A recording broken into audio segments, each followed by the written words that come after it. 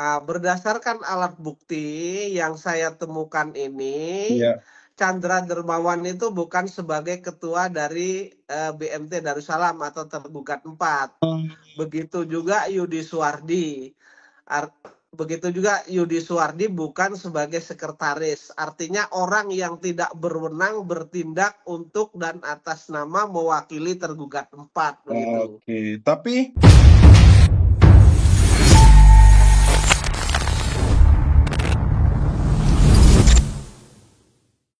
Bismillahirrahmanirrahim. Assalamualaikum warahmatullahi wabarakatuh. Kembali lagi bersama saya Tal Walid. Tadi malam saya dikirimkan sebuah berkas. Ini berita acara pengambilan sumpah penemu bukti baru atau yang biasa disebut dengan novum. Pak Zain Mustafa dalam hal ini adalah sebagai penggugat korban dari investasi batubara, dan di sini Pak Zain Mustafa mengajukan peninjauan kembali atau PK. Seperti yang teman-teman ketahui bagi yang mengikuti channel kami, kasus Pak Zain Mustafa ini sudah dimulai sejak 2 tahun yang lalu, di mana Pak Zain Mustafa menggugat Yusuf Mansur CS ini di Pengadilan Negeri Jakarta Selatan, yang mana itu kemudian dimenangkan oleh Pak Zain Mustafa. Dan Yusuf Mansur dan kawan-kawan ini berkewajiban membayar sejumlah 1 miliar, kurang lebih 1 miliar 200 juta kalau tidak salah.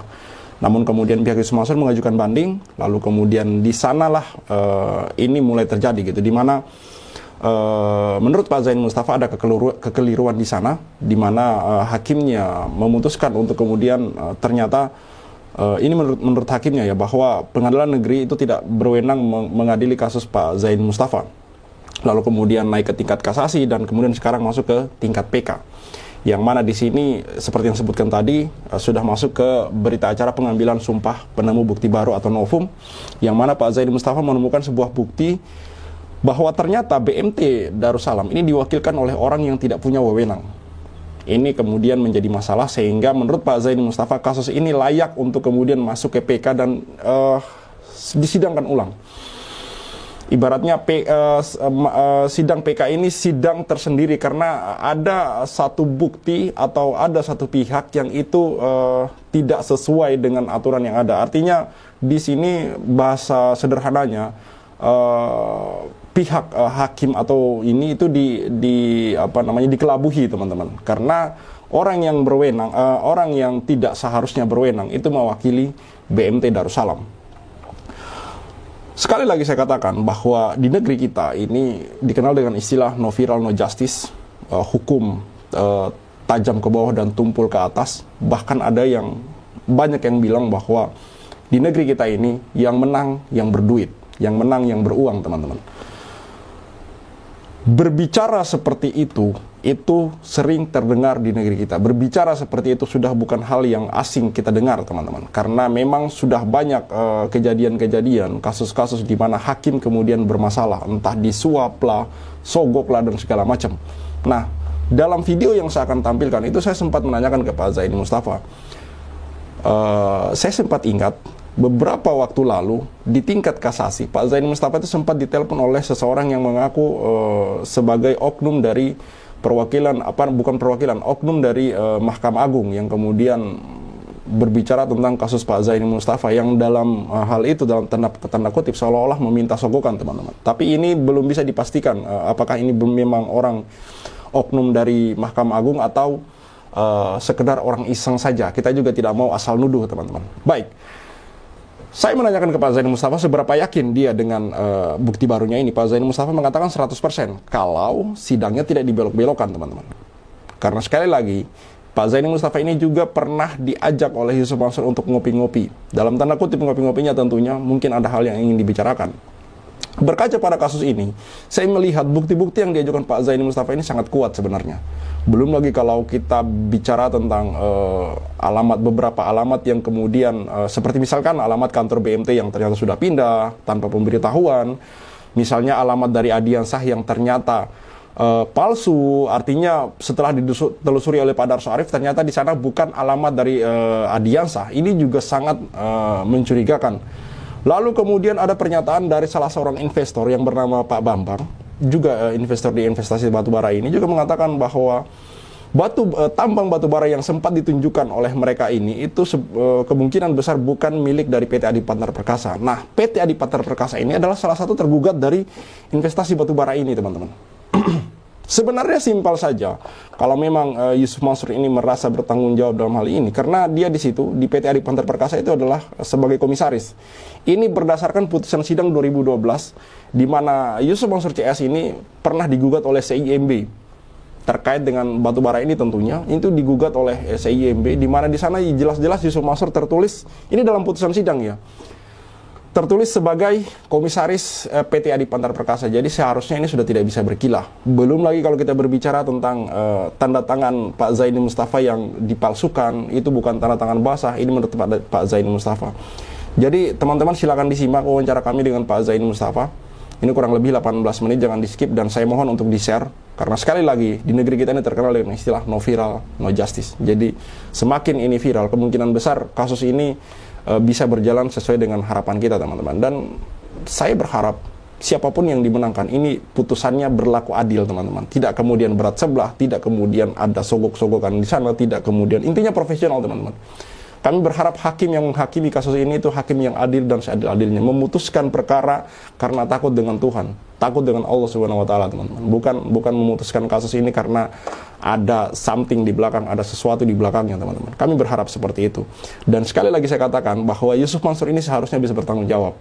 Karena terus terang orang ini bukan orang kere, bukan orang miskin gitu. Orang yang punya aset di mana-mana, orang yang punya usaha di mana-mana. Yusuf Mansur ini kita sudah ketahui punya saham di warung Stick and Stick. Dia mengatakan sendiri punya saham di warung Stick and Stick dan mengelola warung Stick and Stick bersama Jody. Tentunya berdasarkan perkiraan kami, di mana omset warung Stick and Stick ini miliaran, harusnya kan dia bisa menyelesaikan masalah ini tanpa kemudian masuk ke persidangan, di mana ini juga berdasarkan perkataan dia sendiri bahwa kalau mau menuntut dia tidak usah ke ke persidangan, datang ke rumahnya aja digantiin. Tapi kan kenyataannya ini juga ternyata bohong besar, teman-teman. Bahwa bicara Yusuf Mansur, sederhana saja maksud dan tujuan dari para korban ini, maksud dan tujuan dari para investor ini, kembalikan saja uang mereka. Jangan kemudian mengulur-ngulur waktu apa segala macam seperti kasus Ibu Ilis. Sudahlah Ibu Ilis ini menang di tingkat pengadilan negeri Bogor, lalu kemudian mereka mengajukan banding, Ibu Ilis tetap menang, mereka masih mau mengajukan kasasi karena memang tidak ada itikat baik dari mereka untuk bertanggung jawab. Hanya ingin kemudian mempersulit para korban dalam proses menuntut hak mereka gitu. Ini bagi saya satu kezaliman yang nyata, di mana mereka sudah terlihat jelas. Bagaimana mungkin kita berbicara tentang investasi batu bara yang layaknya investasi, kok bisa orang berinvestasi 2009, 2010 tiba-tiba mangkrak tanpa kejelasan, dan ini berlarut-larut sampai tahun 2025. Bicara uang saja, ini inflasinya sudah mengerikan gitu. Dia kembalikan utuh saja sesuai dengan nominal yang mereka investasikan. Sebenarnya para investor ini sudah rugi gitu. Apalagi kemudian sampai berperkara di pengadilan bertahun-tahun seperti ini. Apakah Yusuf Mansur tidak takut dengan hal itu? Kok dia ini orang yang paling lantang berbicara tentang sedekah, paling lantang berbicara tentang berbagi, memberi.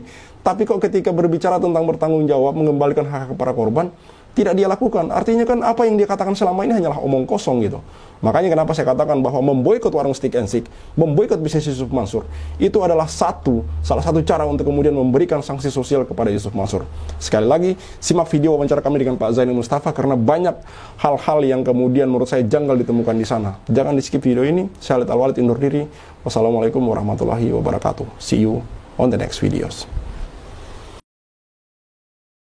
Baik, Pak Zaini, saya melihat ini ada berita acara pengambilan sumpah penemuan bukti baru atau dalam kurung novum ya Pak Zaini ya.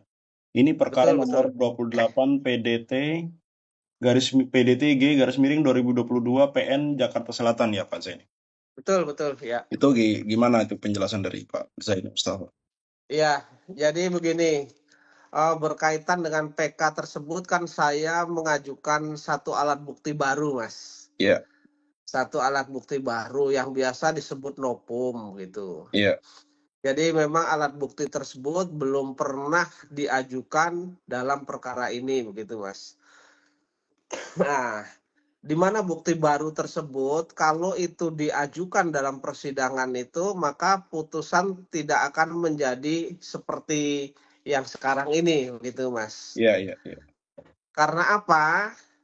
Uh, Bukti baru ini saya ajukan, ternyata pemberi kuasa tergugat 4 ya. Tergugat 4 itu adalah BMT Darussalam, kemudian memberikan kuasa kepada kuasa hukumnya.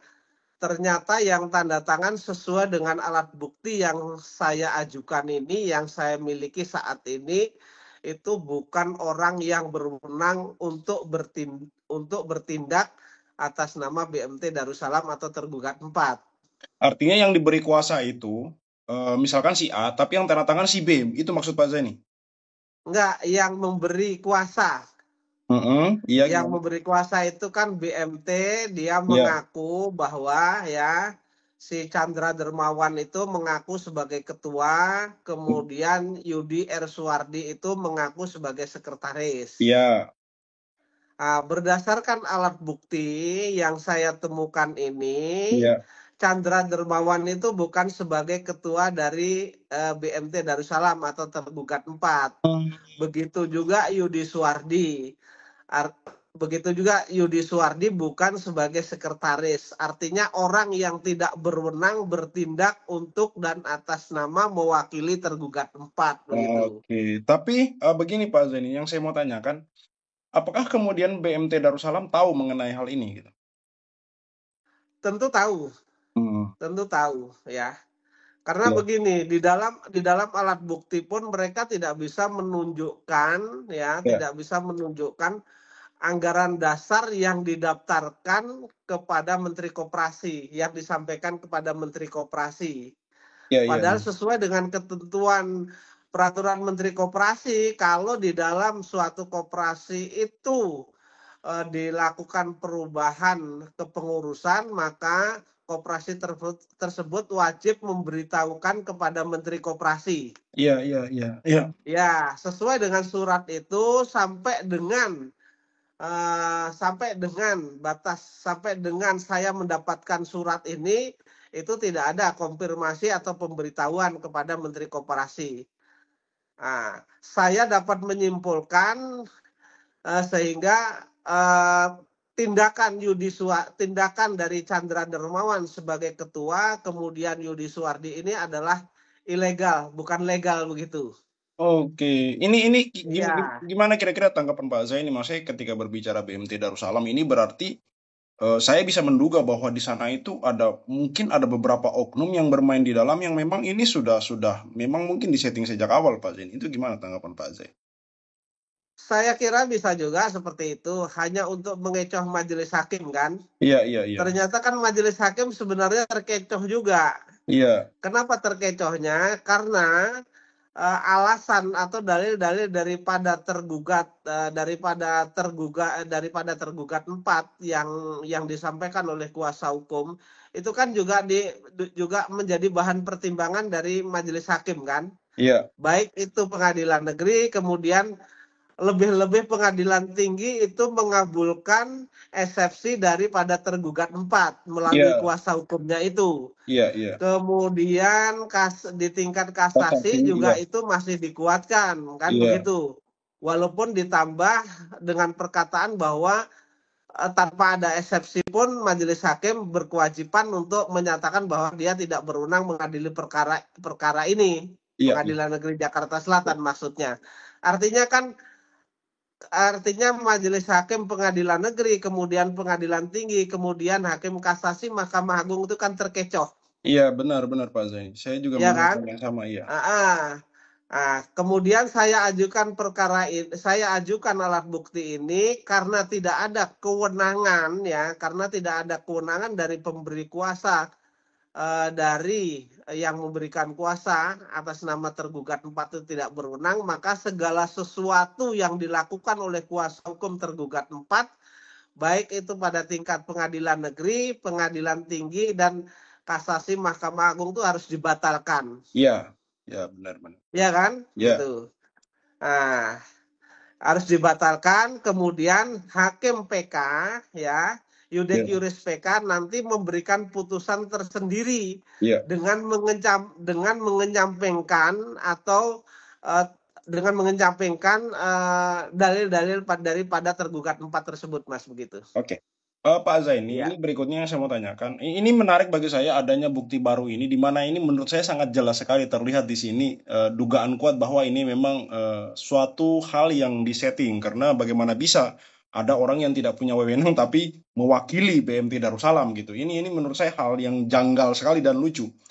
eh di sini kan pihak tergugat bukan cuma BMT Darussalam, ada Yusuf Mansur dan juga PT Adi Partner Perkasa, Adiansa dan beberapa pihak tergugat lain. Yang saya mau tanyakan kepada Pak Zaini, apakah kemudian kira-kira ya ini kira-kira mungkin kalau Pak Zaini tidak bisa memastikan mungkin dugaan saja, Yusuf Mansur, BMT Darussalam dan beberapa tergugat lain ini ada koordinasi di antara mereka, Pak Zaini? Saya pikir begini, saya pikir karena ini merupakan satuan Yusuf Mansur CS kan, Iya, benar Pak Zaini. iya kan? Iya, Nah, kalau itu tidak ada koordinasi kan tidak mungkin. Semestinya BMT Darussalam itu mengakui bahwa menerima uang daripada setoran daripada saya.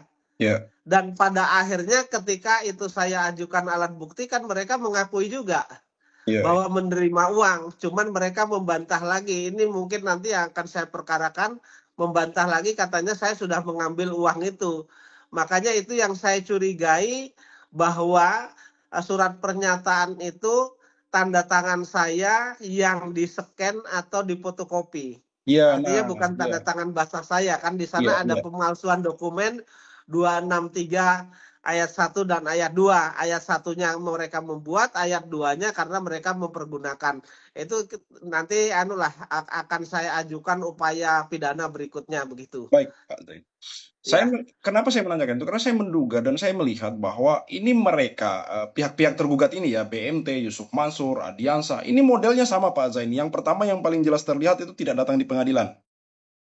Terus, Betul, terus, betul. terus yang kedua suka apa namanya membuat bukti-bukti yang itu diada-adakan gitu. Berdasarkan saya melihat wawancara-wawancara Pak Zaini, itu gimana tanggapan Pak Zaini?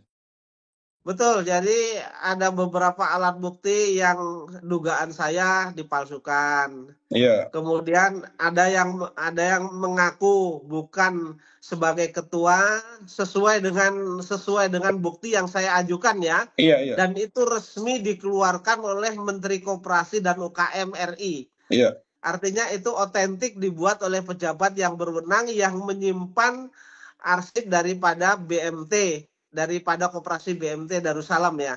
iya, iya, Gitu.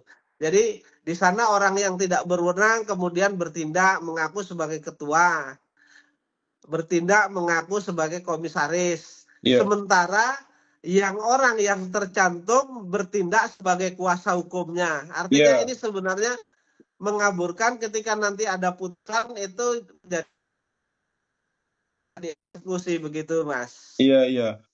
Oke Pak Iya Zaini. kan?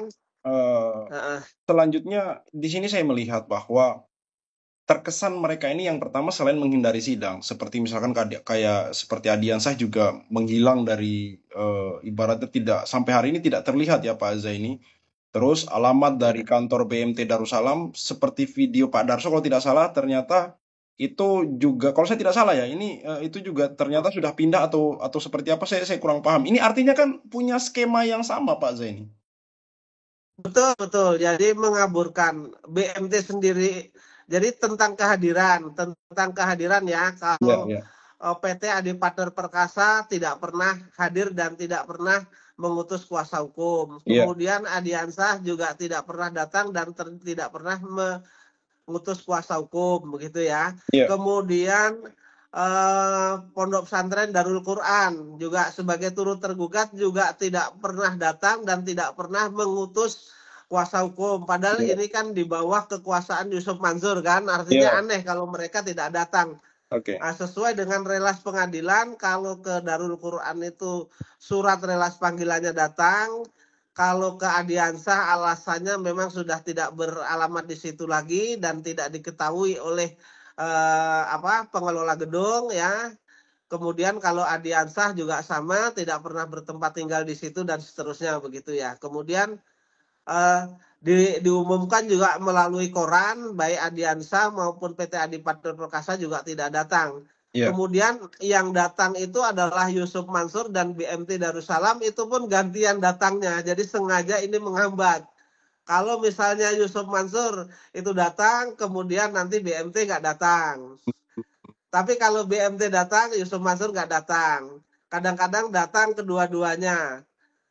Tapi alhamdulillahnya majelis hakim pada saat itu ya sudah kita ikuti saja mekanismenya, kita panggil nanti kalau misalnya dipanggil dengan layak mereka tidak datang, lalu sesuai dengan ketentuan hukum kan dianggap tidak mempergunakan haknya begitu. Jadi sebenarnya untuk menghindar itu mereka selalu tidak datang agar kita bosan. Iya, benar. Kemudian BMT Darussalam sendiri itu pada saat saya menyampaikan somasi masih beralamat di sana dan ada yang menerima karyawannya. Begitu sudah masuk gugatan, kemudian mereka berpindah alamat dan informasi yang saya terima terakhir sesuai dengan yang yang menempati kantor tersebut katanya sudah dijual dan seterusnya.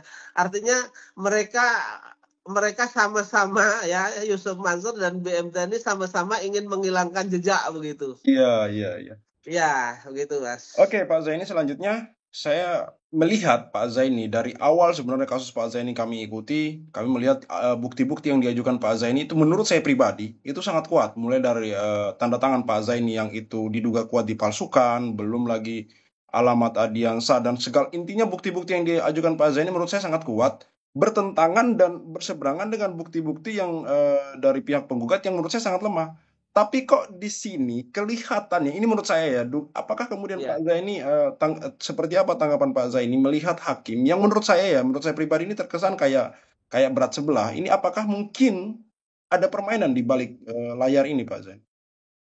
Jadi begini Mas, kalau tingkat pengadilan negeri itu memutus sesuai dengan fakta yang terungkap di persidangan. Iya. Kemudian mereka memeriksa alat bukti satu persatu, kemudian dipertimbangkan sehingga gugatan saya itu terbukti bahwa Yusuf Mansur dan kawan-kawan itu wan prestasi begitu Mas. Iya.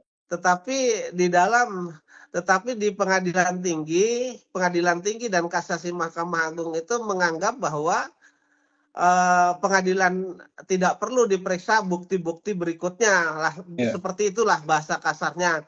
Karena ini bukan kewenangan dari pengadilan negeri Jakarta Selatan, tetapi merupakan kewenangan dari pengadilan agama begitu. Nah, makanya itu yang termasuk juga menjadi salah satu alasan saya mengajukan PK ini bahwa pertimbangan tersebut salah gitu Mas. Kenapa dianggap salah? Karena mereka hanya memakai satu kata di pasal itu bahwa ini sesuai dengan bukti ini, dia bilang sesuai dengan bukti pasal sekian, ini merupakan ekonomi syariah, sehingga yang berhak memutus adalah pengadilan agama. Mereka tidak membaca secara keseluruhan kewenangan dari pengadilan agama apa, kewenangan dari pengadilan negeri apa, begitu Mas.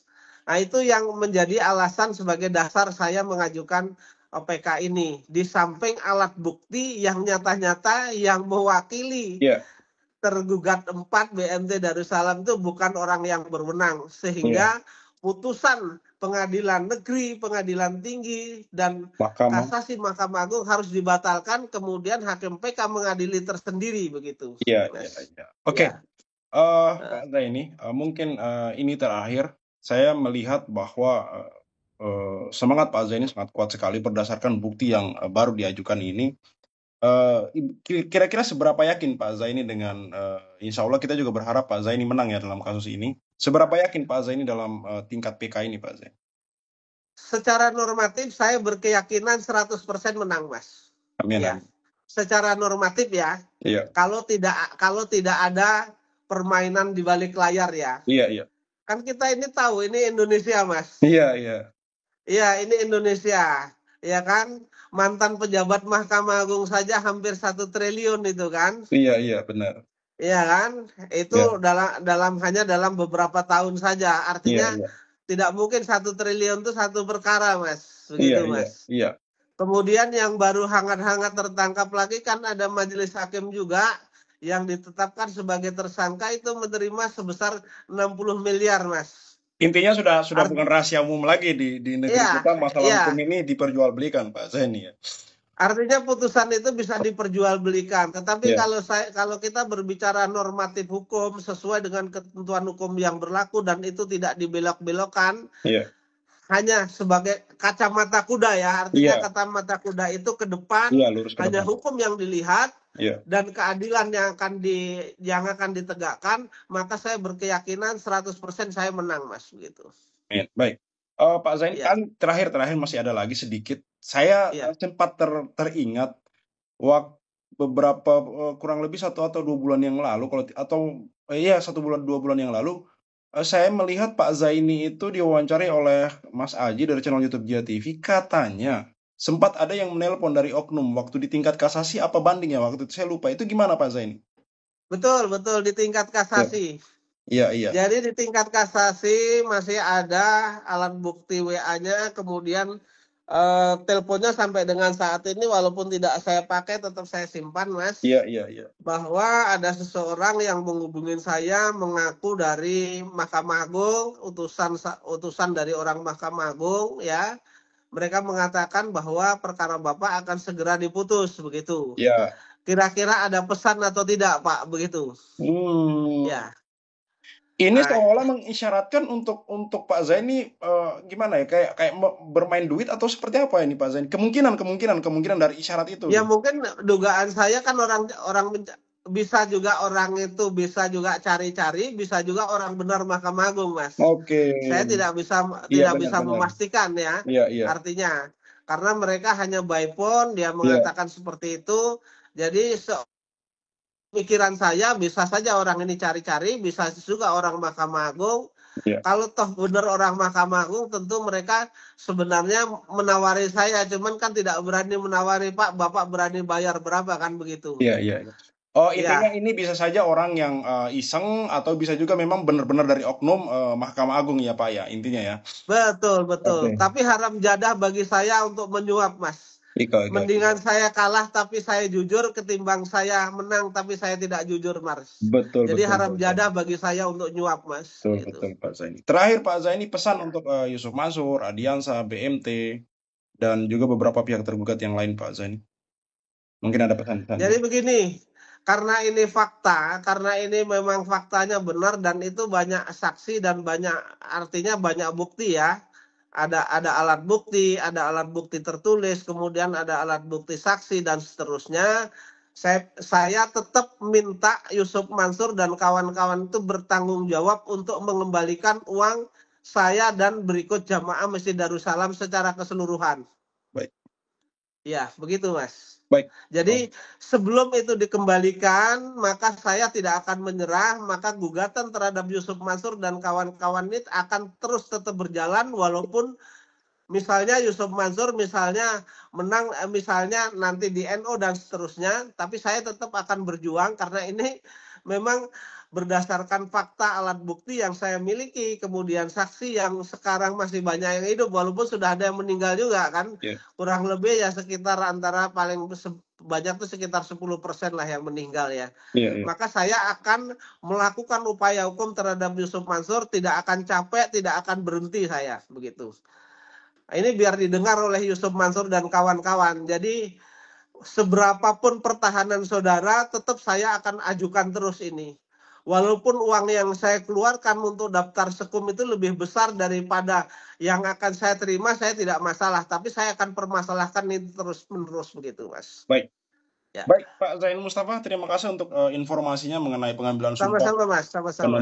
Penemu ini bukti baru atau novum.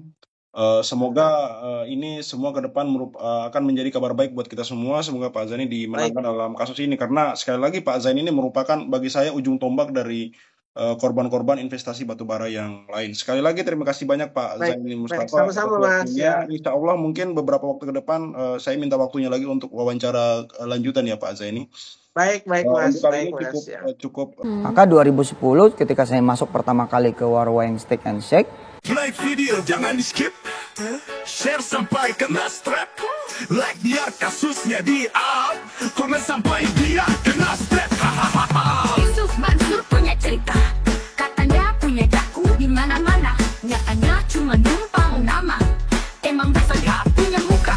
Boykot Yusuf Mansur, bikin Bikin bisnis batu bara kau bangkrut, bikin aplikasi paypal kau macet, bikin program umroh merdeka kau mampet, bikin program tabung tanah kau rungkat, bikin program mulia video kau katot, bikin bisnis hotel city ya bacot, bisnis mandek duitnya dicokot. Boykot Yusuf Mansur. Kalau cari tangga dipikir dulu, ngaku komisaris nyatanya halu. Kalau udah dongeng kayak orang nyabu, ngaku punya pesawat nyatanya malu. Boykot Yusuf Mansur. Maju caleg tapi nggak kepilih. Haha, orang udah pada tahu belangnya, ngakunya gabung di warung steak. Ya udah kita boykot sekalian biar steak. Boykot warung steak. Boykot warung steak. Boykot warung steak. Kok bisa bangun bisnis saat pandemi? Emang duitnya dari mana? Kalau bukan dari bisnis fiksi, ngajak umat kumpul dana cuma buat merana. Boykot warung steak. Joni kok cuma diam kayak bot? Apa sih ucup bikin lu takut? Takut kebongkar, takut kecokot.